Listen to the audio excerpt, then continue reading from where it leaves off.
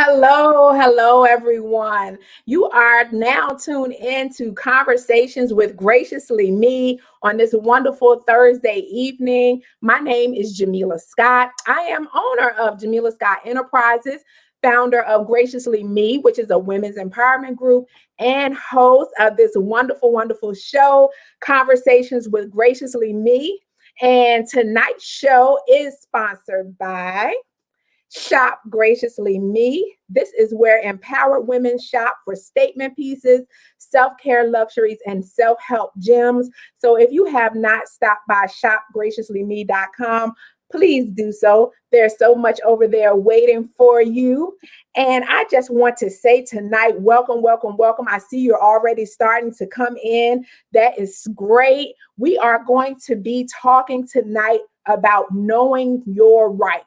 So if you are watching the replay, make sure that you type in hashtag replay in the comments so that I know you are here. We can show you some love. We love our replay viewers. We know everybody can't watch live.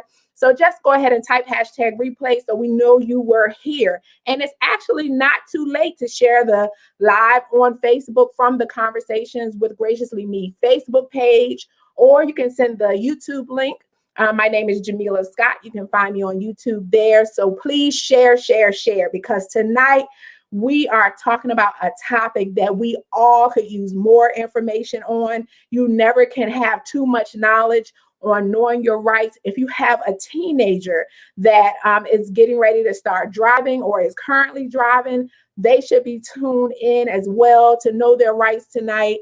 It's summer. I found out just recently that in the summertime, arrests go up.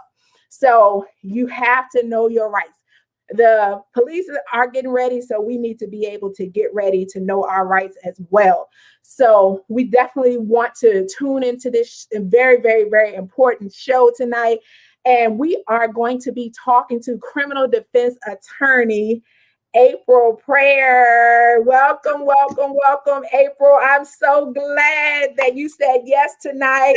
She is this criminal defense attorney, has been for 21 years, and she knows her stuff. So hi, Tracy. We got Tracy in here. Hello. Welcome tonight. So April, how you doing? Hello, Miss Jamila. I am great. And hello to all of your viewers. Thanks for joining us tonight. Yes. Hey, Vicky, I see you. Welcome.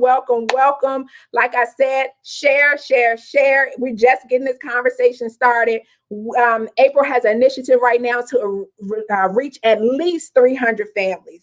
At least that's the minimum that we want to reach to get this information to, because it's important that we get this information. So can you please introduce yourself to us? Of course. So my name is April Preyar, and I am a Chicago native, and I am a criminal defense attorney, and I've been doing that for almost 22 years. So I started off in the public defender's office for 6 years, and I've been in private practice ever since, and I represent people charged with everything from minor traffic offenses all the way up to violent felonies and everything in between. And I'm a zealous advocate for all of my clients. So now not only am I an attorney now, I am a board game creator as well, because I wanted to be able to reach more families and teach them how to never need my professional services. And I do that through education, and I educate through my board game. I'm so excited to talk about this board game because I have never seen anything like this. You must have a patent on this thing, because when I saw it, I was like, I didn't even know something like this existed. I needed this a long time ago. But I'm so glad that it's on the market now. So we're definitely going to talk about the board game a little bit later. Tell us a little bit, what was your defining moment when you decided, I'm going to champion individuals and knowing their rights? I want everyone to know what their rights are. Yeah, I'm not sure. I just reached a moment where I was fed up. And so I was fed up with the way that the criminal justice system worked. I was glad that I got an inside view and I was able to master it, and I was able to help one client at a time. But as soon as I helped that client, as soon as I won his case, there were hundreds literally waiting to take his place. And it just seemed like that there had to be a better way to kind of put a plug in the system to slow things down, throw a cog in the wheel to slow things down so that we didn't have this mass incarceration that we see. And what I realized is that this is something that you and I weren't taught in school. It's something that the kids aren't taught now in school. It's not something that you ever learn anywhere other than maybe mama sitting across from the kitchen table giving you the talk. And what I found is that most parents give the wrong information in the talk. And so that became infuriating. And so I just put my foot down and said I had to start educating. And first I did it through Facebook videos. And I realized I was only reaching my peers. And so then I came up with a game because at the time it's pre-COVID. I said, kids are in school. I can catch them in their social studies class or their geometry class. They feel like they're getting a break because they're doing something fun and different, and I can reach them there. Carmen says, I hate to say that the criminal has more rights than the victim. Do you feel that way? The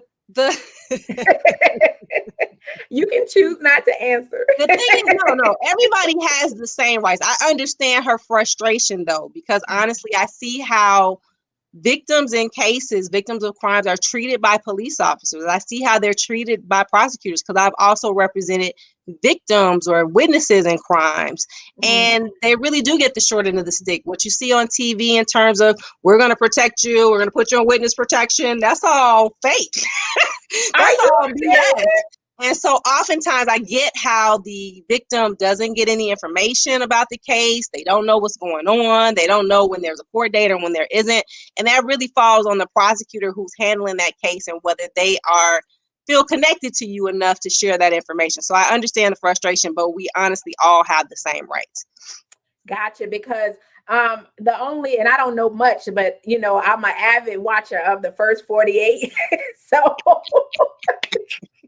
what I have learned is don't say nothing. Like, almost everyone that I see that is questioned that doesn't say anything at the end of the show is like, oh, they went home or they were never prosecuted. They were never. So it looked like to me, just don't say nothing and you be all right. But that's just novice information. No, that's my core message. You caught something that 90% of the people I talk to don't pick up on, even if they've watched the first 48. We are inclined as humans to feel like I can talk myself out of this. I can tell them it's a big misunderstanding. I can downplay my role. I can say, oh, I only did these few very minor tasks. But you don't realize that if you're with a group of people and one of them has committed a crime and you played a minor role, guess what? You're all going down for that major crime together. And so, yeah, that really is the message. Don't say anything. And I'll go a step further and say the majority of the people who call me in time, call me right away when their loved one gets arrested, they generally don't get charged because I'm a roadblock. I walk in the door, police hate to see me coming. I say, he ain't got nothing to say. And a lot of times they are waiting for you to tell on yourself. And so when you don't tell on yourself, oftentimes the case falls apart. Maybe there is no eyewitness. Maybe there is no video. All this stuff about DNA and all of that, that's basically from TV shows like CSI. So a lot of times all they have is your word pointing the finger at yourself, admitting to what you did. And if you don't do that, the case crumbles. So it's really imperative that we learn not only to shut up, but also to lawyer up, because the lawyer shows up and not only tells the cops that you have nothing to say, but they end up becoming your witness in case things go bad, in case after the attorney leaves, the cops say, oh, he blurted something out. He admitted something to us after you left. You say, well, no, he couldn't have done that because a lawyer was here at 12:01. You're saying he confessed at 1:01, and that statement doesn't come in court. Okay, so I didn't do too bad figuring it out a little bit. So what I am going to do, I want the viewers to know, if you have questions, please ask questions. This is your moment. This is your time to ask questions. We're not trying to get anyone out of anything. If you did something wrong or anything, that's not the point of tonight. Tonight is the point of all everyday individuals knowing, especially African American, that's most of my viewership. So especially African American people, to know what their rights are in specific instances and as well as overall. So, that is the point tonight. I'm not trying to get guilty people off tonight. We just trying to get some information, some good information tonight. So when you're interacting with the police, I guess we already talked about it. What's the first thing to know? So it was saying nothing was part of it, huh? Is there any other part to that? Well, there's more to it. So, I mean, if a cop walks up to your window and he's handing you a ticket, saying nothing is kind of weird. At some point, you have to say, "Officer, can I reach for my driver's license?" So we still got to be realistic. So the main thing you don't want to do is don't react. So if people walk away from this conversation with nothing else, don't react. Just because the officer comes up and he seems rude to you, just because the officer walks up and she's nice and chatty, either way, your behavior needs to be the same each time. So I teach 4 simple rules that are easy for people to remember, and that's don't run, don't reach, don't resist, and don't run your mouth. And so the reason that I say don't run, obviously somebody probably in their 40s or 50s isn't going to jump out the car and take off running. But if you're 15 or 16, that is your very first thought. I'll never forget, I did a Know Your Rights event and we were doing role playing. We had real police officers in the room playing police officers. And then we did different scenarios. And all of a sudden, all of our attention was turned to a direction because we heard a commotion.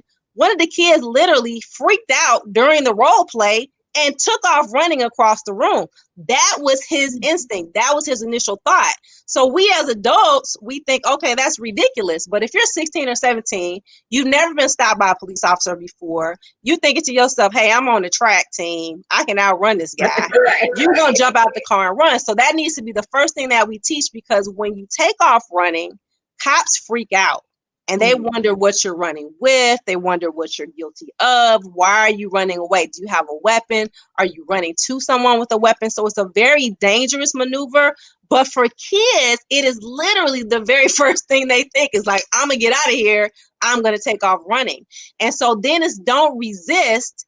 Resisting, people think they got to be boxing with the cop. It doesn't have to be that deep. It can be you make your body go limp so that you're hard to get into the police car. Or you pull your arm away so the cop can't put a handcuff on you. It doesn't have to be you punch the cop in the nose. Resisting can be you yelling when the cop is telling you, put your hands up, get out the car, show me your driver's license, and you yelling back, I ain't giving you nothing. I ain't got to show you nothing. Go chase the murderers and the rapists. Leave me alone. That's resisting. They have a whole scale of passive resisting all the way up to active resistor, and you're on that scale when you are not complying with one of the police officer's requests. So you have to be careful, and I just teach people to comply but not consent. So meaning anything that involves your physical safety and their physical safety, you want to do. They're just trying to see your hands. So if they're telling you get out the car, they're telling you stand up against the wall, they want to make sure you don't reach for something. And then that's the next one is don't reach. Don't make any sudden movement. So in your mind, you're thinking, okay, I'm going to reach for my driver's license to hand it to the cop. He doesn't know what you're doing. So if you have to reach for your driver's license because it's in your purse or it's in your glove box or it's in your console or in your pocket, you need to say, officer, I want to show you my license, but it's in my purse. It's in my book bag. And try not to have those items in the back seat. Try not to have it down at the bottom of the console or in the bottom of your purse. Try to have those items accessible. And then the last one is don't run your mouth. And like I mentioned before, as humans, we're inclined to try to talk ourselves out of situations, not realizing that the little bit we say can talk us into situations. So I'll give this example. The police approach you, you're walking down the street, and the officer says, hey kid, where are you coming from? Oh, I'm coming from school. I was just at school. I was at study hall. Oh, where's your school? It's on such and such street. Oh, you know what? That's a block away from the burglary we're investigating. And now you just placed yourself at the burglary.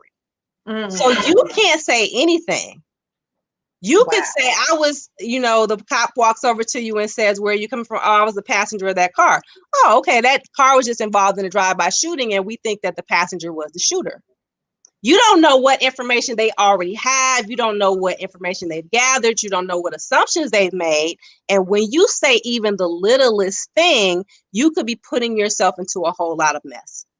Now, that's definitely something new that I learned tonight. Even saying anything is resisting, you know, because I often will watch different tapes and everything. And I'm like, but they were just pleading their case. They were just saying, I haven't done anything. I never knew that was considered resisting. Well, it depends. So like the one I see the most on Facebook and YouTube videos is when the officer walks over to the car and the driver's like, I ain't showing you nothing. I ain't got to give you nothing, and I'm not getting out of the car. Well, you do have to show them something, because driving is not a right, it's a privilege. And so if the officer walks over to you and asks you to produce a driver's license, you absolutely have to show it. Because what if you don't have that privilege? What if that privilege was suspended or revoked for drinking and driving? What if you never had a driver's license? He's absolutely entitled to ask you for your driver's license. The other thing is, if he asks you to step out the vehicle, again, remember, we're going back to his first thought is his safety. So he wants to see your hands. So if he's ordering you out the car and you're refusing to give him your license, you're refusing to get out the car, what's he going to think? He's going to think you have a weapon in the car that's going to hurt him. So it's best keep your hands visible, get out the car, comply. But when I said don't consent, I mean don't ever agree to any searches. So if he wants to search your pocket, say, I do not consent. Don't fight him, but say the words, I do not consent, because you're playing to the cameras. Maybe he has a body camera. Maybe your friend has a cell phone camera. Maybe there's a surveillance camera. You're playing to the cameras. You're playing to the witnesses so that they can come into court and say, nope, she absolutely did not say he could search her purse, her trunk, her glove box, her pockets, her book bag, and he searched it anyway. And then he has violated your Fourth Amendment rights in doing so. Okay, now Tracy has a question. She said because she's uncomfortable on the side of busy highways, if we're getting pulled over in an unsafe location, what should we do to drive to a safe zone? Okay, so this is going to be very unpopular. So we all saw the video of the Army, I believe he was a lieutenant, and he ended up getting pepper sprayed. And the police, part of the reason that they were all so agitated and so aggressive with him is because he did not pull over right away. Again, if you don't pull over right away, police are going to automatically think you are fleeing from them, that you are running from them. So if it's a situation like that and you feel physically unsafe because maybe there are cars or maybe semis flying by, I would say put your hazards on. That way the cop knows that you have acknowledged him, and you might want to call 911 and say, hey, I'm being pulled over by the police. It's not a safe location. I just want to pull over. So that way you have a record if there's any issue. Other than that, and women can get away with that. Other than that, I would say stop where you are. Stop. If you got to pull up on the curb, if you got to get out the way, do whatever you can. Certainly don't step out of the car into traffic because you want to stay safe. But I, in general, tend to say stop where you are, because I've had too many cases where people were trying to drive to safety and police assumed that the person was trying to flee, and now they've got a stack of charges for fleeing and eluding and all sorts of things that they wouldn't have had they just stopped where they were. Right, because it seems like you think you're doing one thing, and by the time they finish everything, you've done 10 things instead of the one thing that you thought you did. Yeah.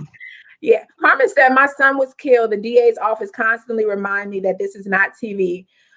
He was killed in daylight. The DA's office drags their feet. The police department has given them the evidence. It's sad because I have a life sentence of pain and hurt while the criminal has rights. I have gone to the media and newspaper. I will not give up. The criminal rights is to be held accountable. I am sorry about that, Carmen. Does she have any other recourse other than waiting to hear any information, or other than going to the media and newspaper and all that she's already done? Well, yeah, I'm definitely sorry to hear about the loss of your son's life. Yes. And a parent should never bury a child. And the most frustrating thing for victims and victims' family is how slowly things move in the court system, especially with COVID. I don't care where you live. COVID has put a monkey wrench in everything, and an already slow system goes even slower now. So aside from, if you say that the police have already completed their investigation and they've turned it over to the prosecutor's office, then aside from checking in with the prosecutor, making sure that they know who you are, and every office is different. Like here we have the prosecutor's office, and then they have a group called victim witnesses. And so the victim witness, they're advocates who their sole role is to explain the process to you.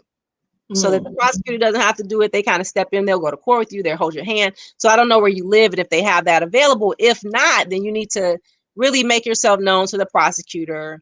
Say, hey, I'm not clear on what the process is. Is this person going to trial? Do you think they'll be pleading guilty? Those sorts of things they can certainly tell you if they know. And you can say things like, well, if he's going to trial, how soon do you think that will happen? Will it happen in the next 9 months? Will it happen in the next year?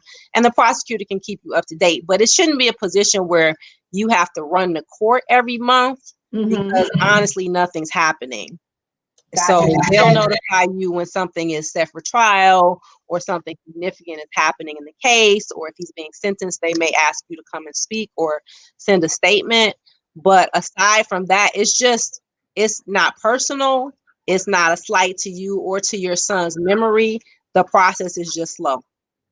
Yeah, and that's unfortunate, but that was one of those things that sounds like it is what it is. That's how things are going right now.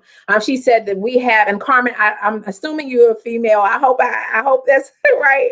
That we have that too in Virginia, so they are aware. Now, Vicky is saying, I see a lot of videos on Facebook where the officer asks a person on a bike or walking for an ID. Does the person have to produce an ID? And does the police have an obligation to tell the person why they are being asked for an ID? Oh, I'm glad you brought that up. So I'm going to address the last part first. No, a police officer does not have to tell you why you're being stopped, whether it's on foot, in a car, on a bicycle. Because think about this. Let's use the car situation, and I'll go back to the bike. Let's say a cop pulls over your car and he suspects that you were involved in a bank robbery. Does he have to come up and say, hi, ma'am, we think you were suspected in a bank robbery. Do you mind showing us your hands and getting out of the car? No, he doesn't have to say that. He can do his investigation. He can make observations through your window. He can make observations of you in the car to see if does this car match. So he doesn't have to show his hand and tell you why he's stopping you. As for the first part, it varies state to state. And even within your state, it varies from municipality to municipality. So I'll give this example. In Illinois, you do not have to show an officer, if you're walking down the street, you do not have to show an officer your ID. Think about it. 15-year-old kids may not have an ID. You know, you might be homeless. You might not have an ID. You don't have to produce an ID just for walking down the street. This is not Nazi Germany. However, there are smaller suburbs and towns in Illinois where you do have to produce an ID if you're walking down the street, if it's demanded by the police officer. Now, whether that's constitutional or not, I would debate that it's not constitutional. I had a case like that in Illinois. The guy was in a suburb. He knew the law for Illinois that he didn't have to produce it. He did not know for the small suburb he was in that they demanded, and he ended up getting a minor charge for that, but it blew into a much bigger incident because he was like, what are you stopping me for? And ended up with a resisting arrest. So I would say, one, you have to look at your state law. And honestly, in the state law, you probably do not. But then that it's those smaller suburbs, smaller cities, smaller municipality. They might have some weird ordinance on the books that says if a police officer demands your ID, that you have to produce it. Again, causes problems. Some people don't have IDs. Right. Now, let me cut this down because I can hear a little bit of feedback. Now, is it recommended, because sometimes when you're pulled over, the cop may turn off the camera, or for some reason it got flipped off. Should you set your car up with a camera or have something in your car? Is that recommended, just in case for some reason it's cut off or something happens to the camera? Well, yeah, in my experience, so I'm in a municipality in a state where all Chicago police officers are supposed to have body cameras. But what happens is they know how to play games with body cameras. They know how to turn them off, or they know how to turn on the video and not the audio. They know how to delay the audio is delayed automatically 30 minutes to when you when you first turn it on, there's no audio for the first 30 seconds. So, little games like that. They know how to stand behind their partner so that I catch the back of your vest as opposed to what's happening in front of you. They know how to play little games. So it is very possible that an officer would turn it off or have it directed in a different direction. Oftentimes there could be multiple officers on scene, all with body cams on, and it still really doesn't capture what happened, which is very aggravating. You have to check your individual state. So here for a long time, it was illegal to videotape officers. They have some strange law talking about you can't record their conversations. It was under the eavesdropping statute. So it's going to depend on where you live, number one. And number two, if you can put it on the dash, if you can put it someplace where you don't have to reach for it when the officer is walking up, that's great. My whole issue is when you're fumbling for your camera, trying to film what's going on, because again, the cop is going to be inclined to think you're reaching for a weapon. Gotcha. Now, tonight we are talking about knowing your rights. So give us some hearts, let people know we're here. It's still, you can share, ask questions. I asking about the hearts because the more hearts you give, Facebook and their algorithms is always something, right? So if you heart it up for us, if you like it up for us, if you share, more people will see this. And just from the information that we've received already, that this is something that all of us should know. So what should you teach your children about their rights, especially new teenage drivers? So we talked a little bit about driving, not running your mouth, so I know that those things will also be the same for teenage drivers. Don't, even though your first instinct might be to run, don't run. Is there anything else for new drivers that you would recommend? Yes. What I would recommend is that you don't teach them anything. Instead, you show them. You let them have an experience. And so the name of my game is Trials and Triumph. And I created it for just that reason, because parents were in the dark. They didn't know what to teach. They didn't know what to say. They didn't know if they said enough. They didn't know if they armed their kids with enough information for when the police officer stops them. So the problem is you can have 10 conversations with your kid, but you're not going to be able to walk him through 50, 60, 70 scenarios that you have personally never seen yourself. Whereas my game does just that. So there are 54 real life scenarios. And so what happens is, and I've done both. I've gone into schools and done workshops with kids where I stand in the room and I shake my finger, do this, do that. And we do a couple of role playing scenarios, like I mentioned. Okay. And then I walked into a classroom and I've had the kids play the game. They learn so much faster playing the game than they do with me talking at them. So now imagine mama who just told him to clean his room, told him to turn off the Xbox or whatever the game is now that they play, to go wash his clothes for the next day. He's not hearing nothing you saying. And now you want to throw in a couple things. And if the police officer stops you, baby, do these things, he's not going to remember. And so, but with the game, they feel themselves in those scenarios. And when I tell you, they have a ball. They forget adults are in the room. They start having real conversations about what they're up to. They start talking about, oh man, I did this last night and didn't get caught. Oh wow, I never understood why my cousin was in prison. Now I get it. And what happens is they end up internalizing that, but they're not threatened by it because they're not learning this stuff under duress. They're not learning these situations under a high pressure situation. So when they find themselves in that situation, it's literally like, oh, okay, I know what to do.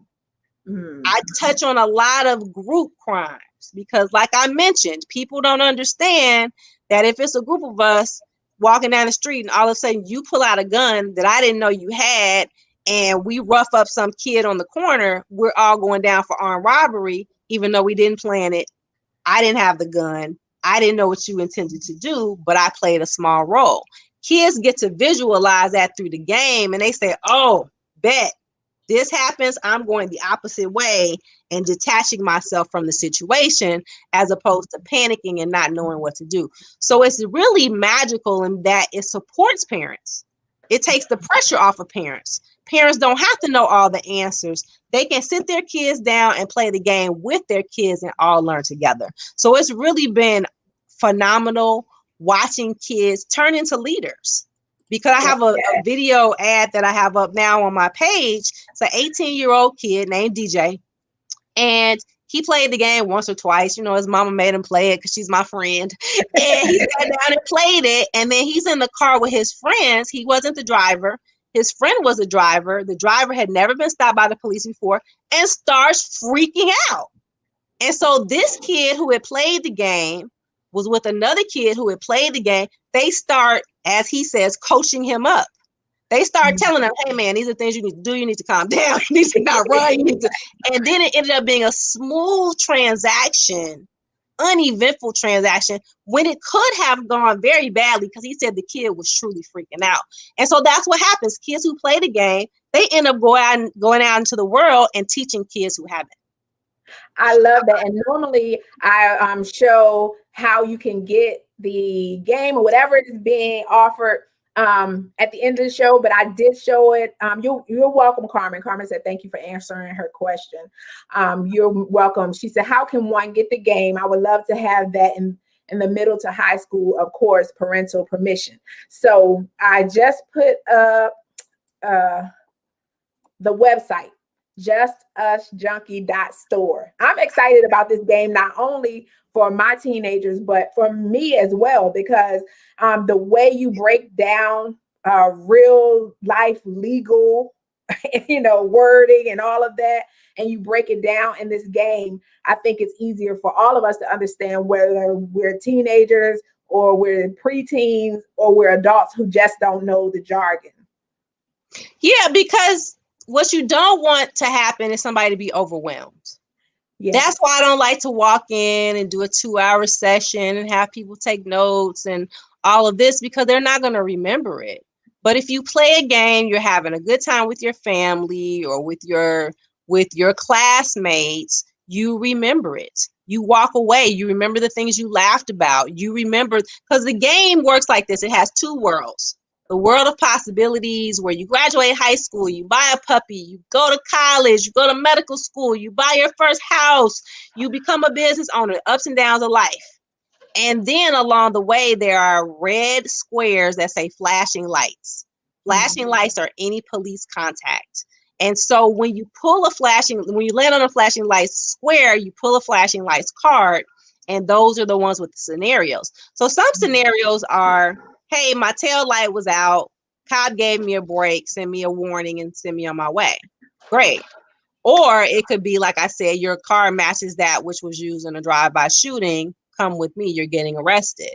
So if you get arrested, then you go to the second world, which is the world of trouble, where it's an endless loop of being in court and trying to make bond, and the judge being on vacation, and and like we talked about earlier, the prosecution not being ready, and you're just kind of waiting for things to happen. And in the meantime, while you're stuck in the world of trouble, guess what? Life goes on. Your friends are still going to Paris. Your friends are still having babies. Your friends are still getting promotions on their jobs, and you watch your life pass you by as you're spinning in this endless wheel. And so that's the purpose of the game. And kids immediately get how much they have to lose. They'll literally be like, what? I just graduated law school. I got married and I got locked up. So they immediately say, who's going to pay for my house? I'm in jail now. Like, they get it. And it doesn't matter how young or old they are. My game is for 13 and up, but they get it immediately. And it's just a much easier, cleaner, less stressful way to teach than talking at them. Yes, Tracy, definitely life goes on. It's almost like when you lose a loved one or something and you're thinking, I just had this huge loss, and everybody's still laughing, going out to eat, going to Cancun, and then everybody's still posting on Facebook, but I had this huge loss. That can be the same situation. I just got locked up. I don't know what's going on.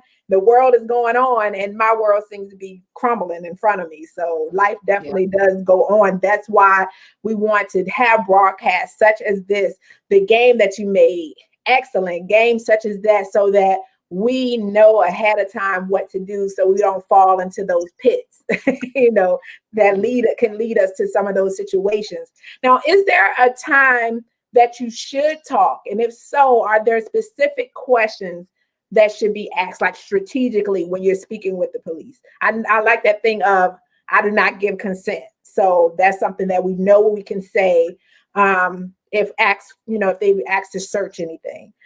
Is there any other specific questions that should be asked if you do speak, or just don't speak at all? I'm really a fan, and it sounds extreme, but I'm really a fan of less is more and not speaking at all. And I just remember I had a client. I was a new attorney, maybe 3 years in, and I had a client. It was so strange. I'm reading the police report. Some kids I guess he's a homeless guy. Kids in the park think it's funny to say, oh, the homeless guy is harassing us. They tell the cops he's harassing us with no specifics, and the kids run off. So what do the cops do? They go to investigate. They go talk to this guy. He won't talk. He won't say his name. He won't say hello. He won't say the day of the week. He won't say anything. So they get frustrated, and they grab him and go through his pockets, and they pat him down, and they start to process him, and somehow they get to his shoe, and in his shoe they actually find some crack. Well, guess what? Their problem was they had to tell the judge how it is they got to his shoe. When you got no victim, you got no witness, you got some kids who say he was messing with us, he was harassing us. And I just realized in that instance the power of silence, because I won his case because he said nothing. He gave them nothing to work with, nothing to testify against about him. All the cop could say is he wouldn't talk to us because he didn't have to talk to you. He has the right to remain silent. He had not done anything wrong. Even if he had done something wrong, well, I mean, I guess they found a crack later, so he did something wrong. But he didn't have to say, oh my God, I'm guilty, I have drugs on me. Oh my goodness, I was, whatever to the kids. It was a prank that he got caught up in, and I realized the power of silence. So I'm a big fan of not saying anything. If you have to say something, say, am I free to leave? Okay. And that way you know whether you're being arrested or not. The minute you realize you're being arrested, and there are several ways to realize: 1, you have handcuffs on you; 2, you're in the backseat of a locked police car; 3, you're in evidence in an interrogation room handcuffed to the wall, or you're in an interrogation room and if you try the door you can't get out. Those are all times that are pretty clear you're not free to leave. If police officers surrounding your car and their guns are drawn, you're not free to leave. And all those moments are when you say, I want a lawyer, and you don't say another word. And as for kids, a lot of times kids want to ask for who? They want to ask for mama. Right. Mama's not going to get you anywhere because mama can't stop that investigation. She can't stop that interrogation. She can't stop that 35-year veteran detective from grilling you. We all learned that through When They See Us with the Central Park 5. Yes. 4 of those 5 kids all gave false confessions with a loved one sitting next to them. So stop asking for mama. Stop telling your kids to ask for mama. It is the cop's job to find a parent, so let them do their job. But all your kid needs to say, all you need to say is, I want a lawyer, the moment you realize you are not free to leave. So other than those words, I really don't, you have to ask before you produce a driver's license. You have to ask, can I reach in my purse? Can I reach wherever it is? But other than that, I really say less is more, because you're going to get to the point where you feel nervous. You're going to try to fill the silence. You're going to try to talk yourself out of that situation, and you're quite frankly going to say too much. That's good advice. I will definitely tell my son again, do not ask for me if you ever in that situation. Ask for an attorney and basically shut up. So well, I'm going to tell you this because you are in a different state than me. And my state is the first one that's changing this, the only one. So currently in all 50 states, police are allowed to lie to juveniles. I'm going to repeat that. In all 50 states, Police are allowed to lie to minors. My state just passed a bill to change that, and we will be the first in the union. So it means that anywhere else you live, the cops can come and say anything to your child, namely, hey, we have your friend Ray in the other room and he says you did it. Well, I didn't do it. He's the one who had the gun. The goal is to get your kid talking. They can say whatever they like. It's completely legal. So if that's the case, how fair, how even is the playing field when your kid is 15, 16, 17, 19, 20, and they're there with a cop who's been doing this job as long as your child has been alive, and they're allowed to lie. But you as a mama are telling your baby, ooh, baby, just tell the truth. It doesn't match up. So at that point, you need to tell him, ooh, baby, just be quiet after you say, I want a lawyer, and don't say anything else. Did you see my face? I did not know that. So they can seriously lie legally. Yeah. And the tricky thing here is going to be interesting. So say when the law changes and they're no longer allowed to lie to juveniles, but they can still lie to the parent. So they just going to lie to the parent and hope the parent tells the child? They can say anything. We got your DNA. They can say we got you on camera, and they don't. We have 10 witnesses and they have no witnesses. It could all be a hunch. And they're waiting for you to hang yourself with your tongue and tell on yourself. So I might be jumping the gun, but how do we find good attorneys in our local area? Because it seems like to me, everybody should have an attorney on call that they can, because that's going to be your next recourse if in a situation like that. So how can you kind of vet some attorneys beforehand, like how we do everything else? We have insurance, we have this, we have that. How can we find good attorneys to have so that during that moment you're not just remembering the 4585858 commercial, but that you actually have a good attorney that you have in your, I know it's old school, but your Rolodex or your iPhone or I actually always have trouble answering that question because, you could go to Google and do you choose the person with the prettiest website? Right. Do you choose the person who has the flashiest commercial? I find that those are oftentimes not the best lawyers. So I'm going to say, I'll give you two options. One, word of mouth. So if you do have a loved one, and most of us do have a loved one who's been to prison, been in the system, I would start there. I'll give you three options. If you have a family member who is an attorney, ask them. And then three, the last one would be to call your local bar association, and they'll give you usually three names. But you want to find somebody who specializes in criminal law. So I remember when the economy crashed back in 2008, 2009, and the real estate market tanked, a lot of real estate attorneys suddenly started doing criminal on the side, taking on serious felony cases, and they had no clue what they were doing. I saw several of them with my own eyes in court. So that's what you don't want. You don't want somebody who has a specialty in something that's not criminal, because criminal, the stakes are too high. And so if the person is new to criminal, or they're dabbling in criminal, or they don't really know what they're doing, you can really be putting yourself in a difficult position. But, mostly it's going to be word of mouth. There are a few Facebook pages where we can go in and post requests or referrals for a specific county. That's usually how I find someone who's looking and they're outside of my state. So if you have an attorney friend, regardless of their specialty, you may want to start with them and ask for a referral. Sounds good. Yeah, it's always better to have a plan beforehand rather than in the heat of the moment, because you end up with anything and anybody sometimes. So that's good advice.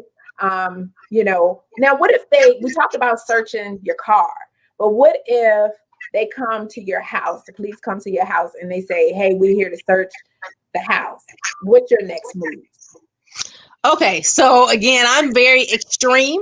And so if a police officer comes to your house and you did not personally dial 911 for help, do not open the door. So in my area where I am, most homes have two doors. So maybe you have a storm door or a screen door on the outside, and then you have the inner door, which is the thicker, heavier door. So what most people will do is open the inner door, so that they can hear or talk to the person who's on the outside, or open the screen. What police officers are taught to do is to wedge their foot between the two doors, push past you and get into your house, and then later say that you consented.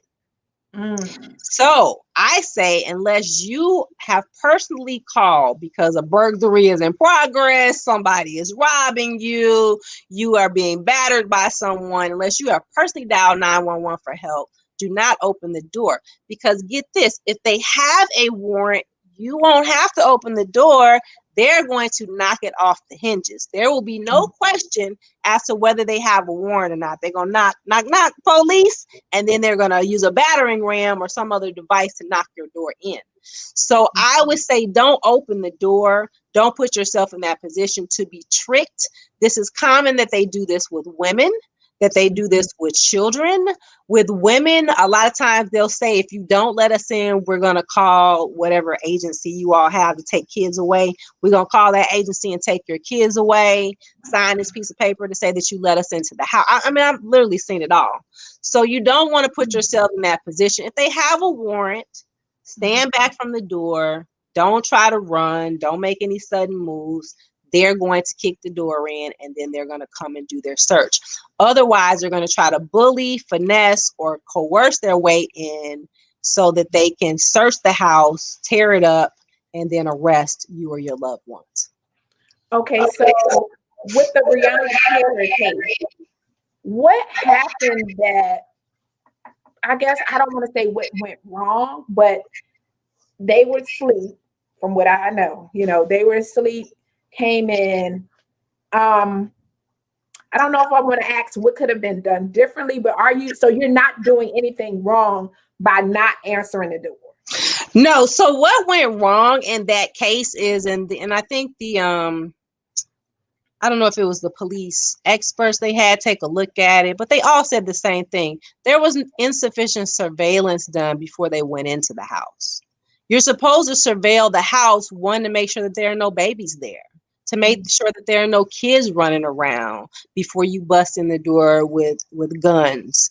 And so there was insufficient surveillance there. That's why they were surprised. That's why they didn't know her boyfriend was there. That's why they didn't know who was in the house. And then he in turn surprised them by firing. See, had they done their surveillance, they would have known who was present.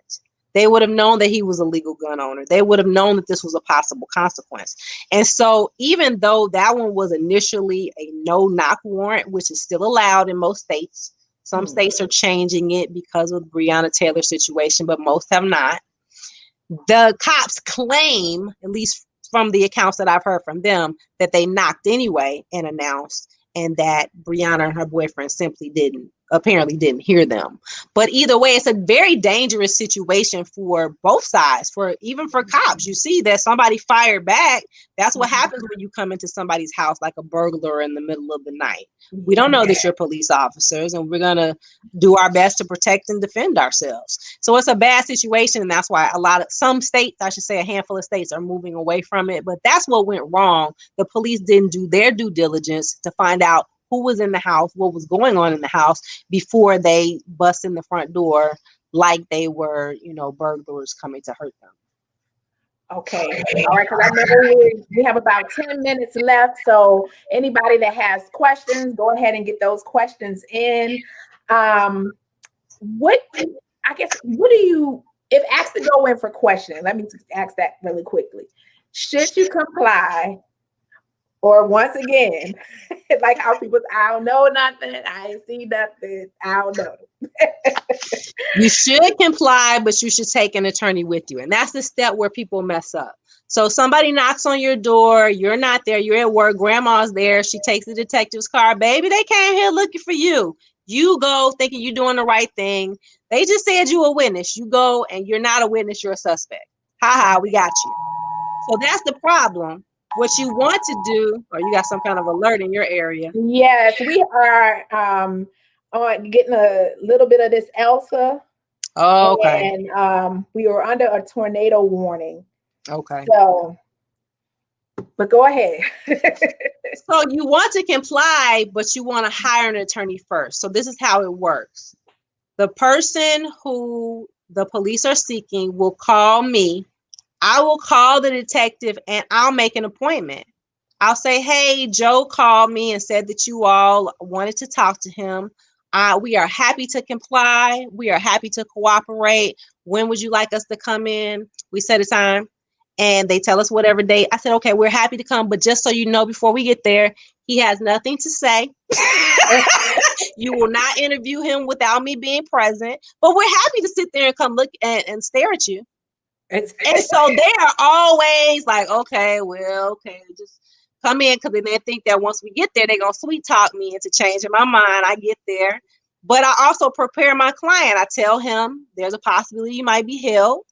If you're held, this is how I need you to dress. This is what I need you to know. The tactic that they use here is to have you strip down to, we call them wife beaters, to your wife beater and turn the AC all the way up so that you're freezing. And so I just warn these guys. I say, hey, they're going to have you strip out your shirt. They're going to have you in your wife beater. They're going to turn the AC down to 60. And then I had guys like, man, Joe, that's exactly what they did. But when you're prepared for something, you can tolerate it better. And then they'll have them sit 5-6 hours. And then the guy will call me. I'm long gone, but I've told him he's got nothing to say. 5-6 hours later, after they didn't break him, after I've told them that I'm their attorney, they either walk out the door with me or they walk out 5 or 6 hours later. And so you can go as a witness, even as witnesses. I tell the cop, he ain't got nothing to say. If you offer an immunity, that's something we can talk about. And that's usually if my client has done some smaller crime maybe, or didn't report that crime correctly, then we can talk about immunity. Because other than that, I'm usually like, they don't have anything to say, or you can subpoena them to the grand jury and they'll talk there, but they don't have anything to say right now. So you want to have that attorney, because I really have had those situations go well, where I've had people who I walked in the door and they were never arrested. They were inconvenienced for a few hours and nothing ever came of it. So it usually ends well, but you have to be prepared. And I know a lot of people are fearful. They say, oh, I don't have the money for a lawyer. So something like that is going to run you between $500 and $1,500, depending on where you live.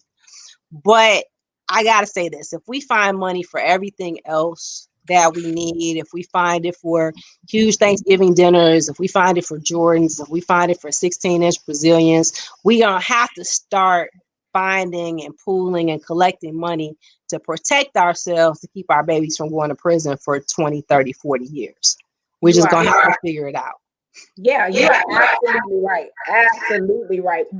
People find money for everything they want to do. So I've had entire church congregations put together money to either bond a kid out or to pay for his legal services. I've had people go to their boss and ask, hey, can you front me the money? Just take it out of my check. I got to get my son out of jail. So people get creative. I've had whole families where I swear to God, nobody in the family had a job, but everybody kicked in $20, $30, $40 until they got the money that they needed to get that, either pay for the legal services or to get that kid out of jail. So there's a way to do it. And when you prepare in advance, and I'm going to leave you with this horrible statistic. 1 in 2 Black boys will be arrested before his 23rd birthday. Fact. 1 in 2 Black boys will be arrested before his 23rd birthday.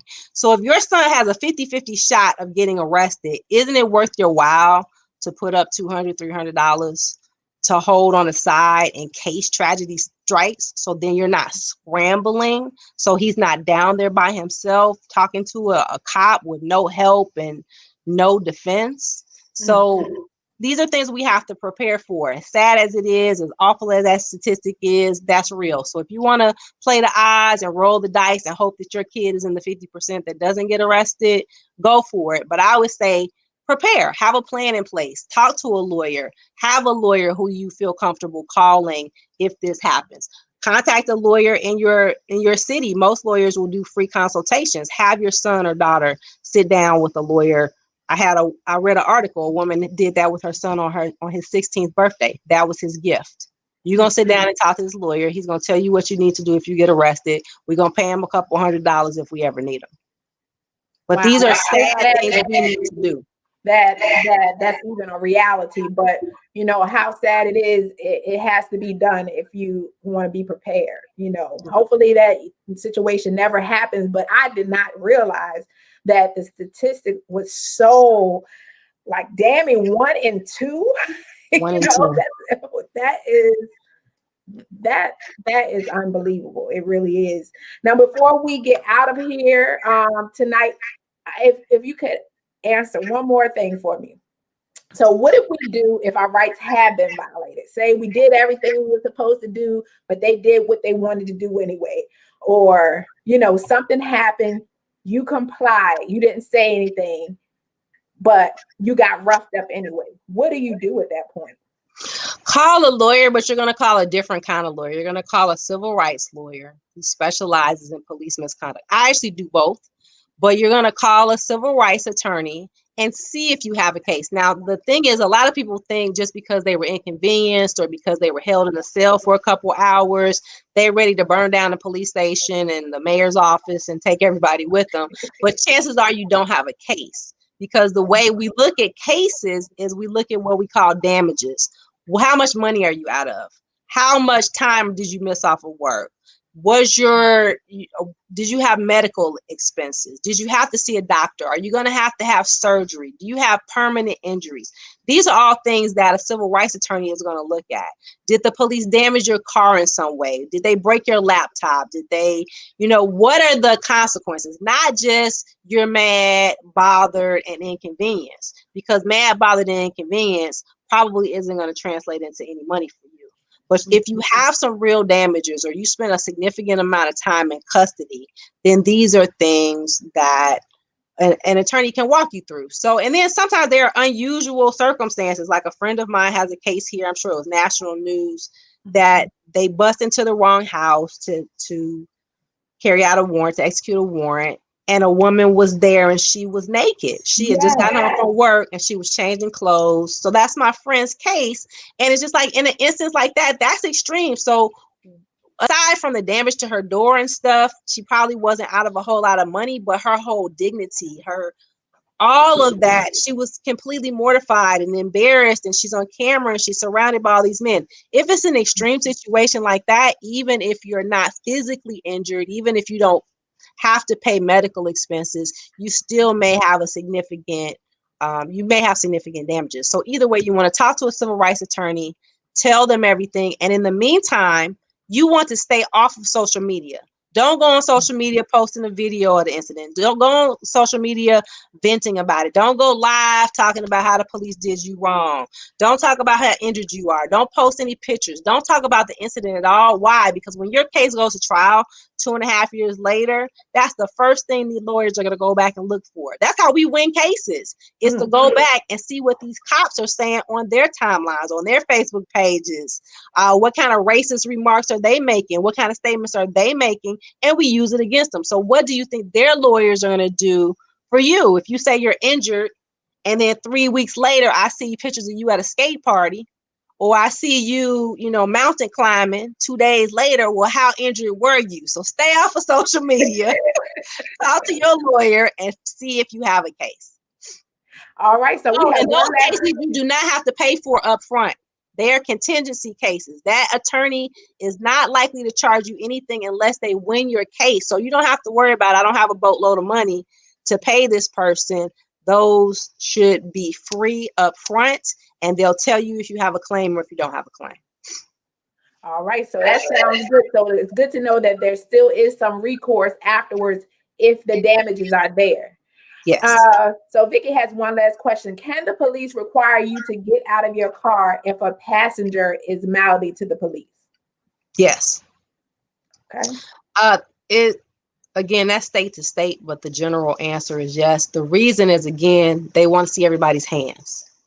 So if you are a compliant driver and your passenger is acting nuts, oddly, I see this with mothers and grandmothers. Grandma be japping out, going nuts. Why you talking to my son like that? Ah, she going nuts. Cops is like, everybody get out the car, because they want to make sure that that person doesn't have a weapon, and they want to make sure that you don't have a weapon. And the only way they can view both of you and all of your hands is to have you outside of the vehicle.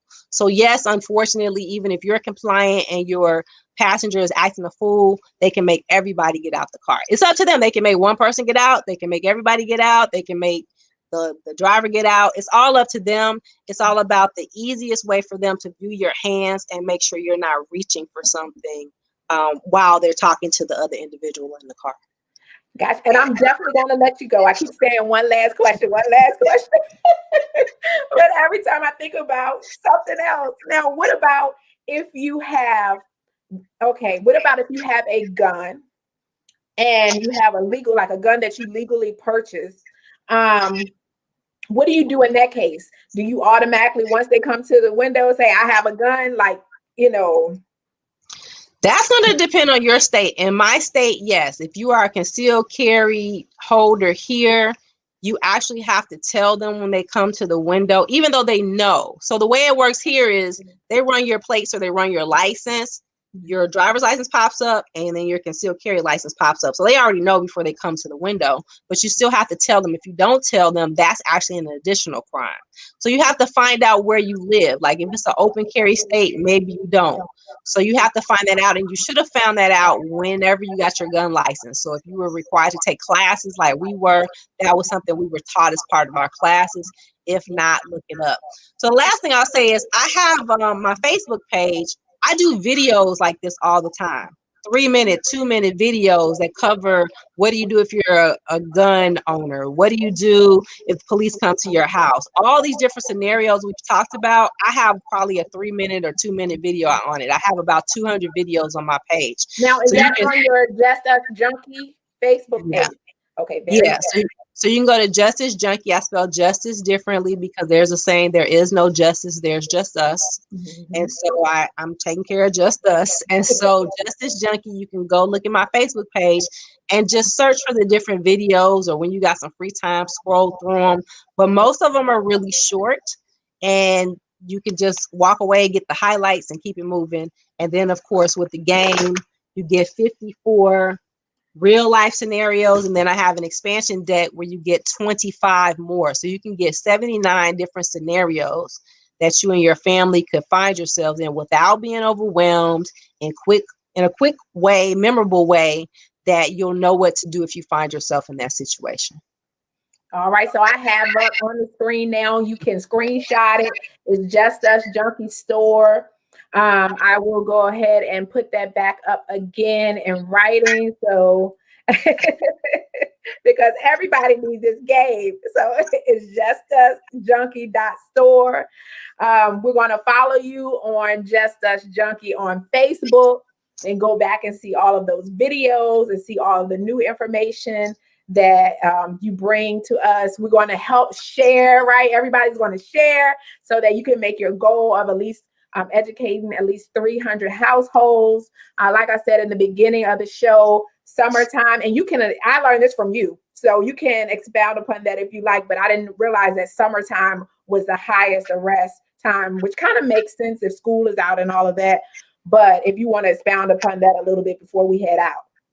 Sure. So I'm doing a campaign called Impact 300. It started on July the 1st and it runs to July 30th, not the 31st. I did 30 days.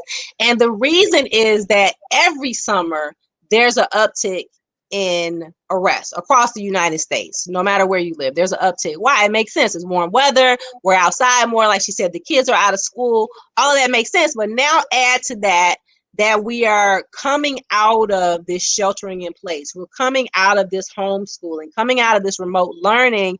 And most people are going out for the first time in several months. So there are going to be even more parties, more gatherings, more people in the street. And police are prepared for this. And if you just Google police pandemic, police summertime, you're going to see that all police departments around the United States are preparing for uptick in arrest. They are expecting an extremely violent summer. That's the headline that they put up. And so if they're expecting an extremely violent summer, if they're expecting all these increased arrests, we have to be prepared to be the ones who maybe get arrested, who maybe get pulled over while walking down the street, who maybe get pulled over while driving to the store. And if you're in the car, whether you did something or you didn't do anything, and you don't know what to do, it can end badly. And I don't have to tell you how many videos there are out there, or drop all the different names of the lives we've lost. You have to be prepared. And so my goal was to reach 300 additional families in 30 days so that people who aren't on this broadcast, who don't know about my game, find out about my game.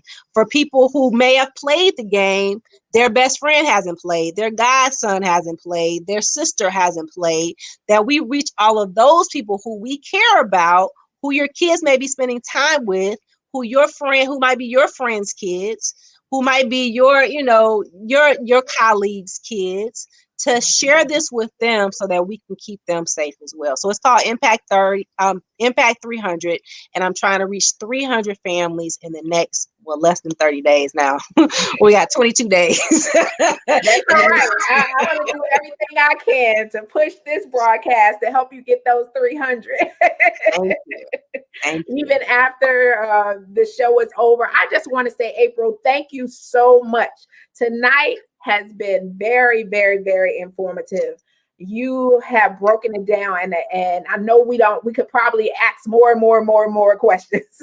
But for the hour that you've been here, you have really given some great information, some excellent information to go back to research for our areas. So I really say, everybody, get the game, get the game, get the game. Vicky says, thank you both. You're welcome. You're welcome. You're welcome.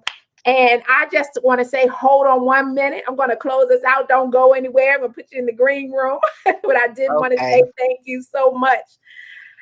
All right, everyone. Well, tonight was awesome. No, we didn't talk about, how we're going to decorate our room. No, we didn't talk about, but we talked about how to survive. And right now, it could be you look like someone tomorrow, and now you know what to do because you all of a sudden look like someone, or you fit the description, or your child fit the description. Tonight was necessary. And so I just ask you to, again, once this video is over, to share it. Share. Everyone needs this information. So please, especially African-American, Black African-American men, Black women, we need this information. So please share. April, thank you so much again. Like our Conversation with Graciously Me Facebook page. You never know what we're going to talk about next. We have a good time. We learn. We do demonstrations. You never know what we're going to talk about over here. So make sure, if you're on Facebook, to like the page, subscribe to our YouTube channel. Ladies, you can definitely join Graciously Me Empowerment Group. Shop on shopgraciouslyme.com, and also go to justusjunkie.store. Even if you gift it to someone, you say, I don't need this information, I am sure that there is someone else who needs this information, who needs to play that game. I mean, to even have a game like that is awesome. You don't have to know everything for yourself. You can take the information of someone who is seasoned, who has worked in the law system and knows how this thing works. You can get that information from them, so you don't have to know it all. So that's awesome to even have that out there as a resource. So anyway, I appreciate all of you who have joined tonight. I want you to enjoy your evening. Pray for us who's in this eye of Elsa. It's raining right now as I speak, pouring down raining actually. Send us a prayer that everything will be okay. And have a great night. Have an excellent weekend. And next week, we will be on vacation, y'all. We on vacation. So there will not be a broadcast next week. I definitely will put the post out to remind you, but we are on vacation next week. So maybe I'll post some pictures or something. So of vacation. But we are on vacation. Thank you so very much. I appreciate you being here tonight. Good night. And before I go, how could I forget? Nobody even said anything. What do I always say at the end of the broadcast? In a world where you can be anything, Always, always, always be yourself, because nobody, no one, not a person at all can beat you at being you. Good night.